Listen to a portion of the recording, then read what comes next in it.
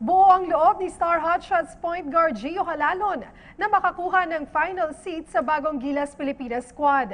Kahit pa dehado pagdating sa height kung ikukumpara sa kanyang mga kasamahan sa Gilas Pilipinas National Team Pool.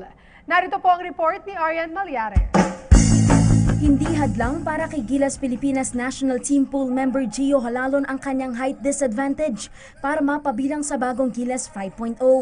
Si Halalon kasi ang pinakamaliit sa 24-man ni Gilas head coach Chot Reyes na may taas lamang na 5 feet and 9 inches. Sa likuran ni Asia's best point guard Jason Castro na may sukat namang 5'10". Sa panayam ng PTV Sports, inamin ni Gio na dagdag hamon para sa kanya ang makipagsabayan sa mga kapwa niya pro-cagers na di hamak na mas matatangkad. Siguro alam ko naman siguro kung ano yung nakikita nila sa akin. Siguro masasabi ko lang yung bilis ko lang talaga yung advantage ko.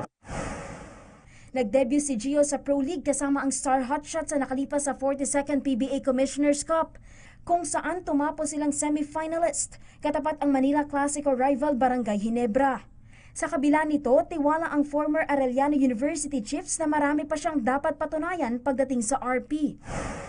Sana ma-improve ko yung shooting ko talaga kasi nahihirapan ako sa PBA, so parang yun yung inaano ko ngayon, shooting talaga.